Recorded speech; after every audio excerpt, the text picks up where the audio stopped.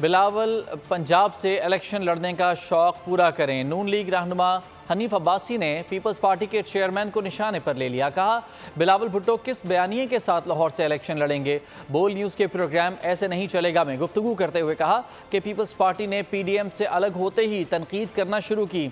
मियां नवाज शरीफ चौथी मरतबा वज़ीर आज़म बनने जा रहे हैं। कहा कि शेख रशीद पिंडी धरने का मास्टरमाइंड था, बाकी तमाम तोड़ फोड़ के जिम्मेदार बानी PTI हैं। 9 मई को अस्करी तनसीबात को नुकसान पहुँचाया गया। बिलावल उतर के क्या कहेंगे?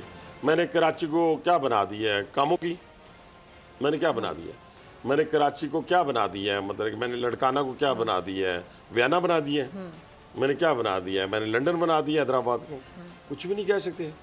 वो एक ऐसे ही पार्टी की तरफ से बस आए जी, लीडर हैं, चले जी वो कराची से, तो मैं लाहौर से जाके लड़ता हूँ तो लड़े, क्या फ़र्क पड़ता है? फैसला हुआ है मियां नवाज शरीफ की क़यादत में इलेक्शन लड़ना है, ठीक है, और हमारा जो वज़ीर आज़म होंगे वो मियां नवाज शरीफ साहब होंगे, ठीक है, और चौथी मरतबा वज़ीर आज़म बनने जा रहे हैं। 9 मई को क्या हुआ था?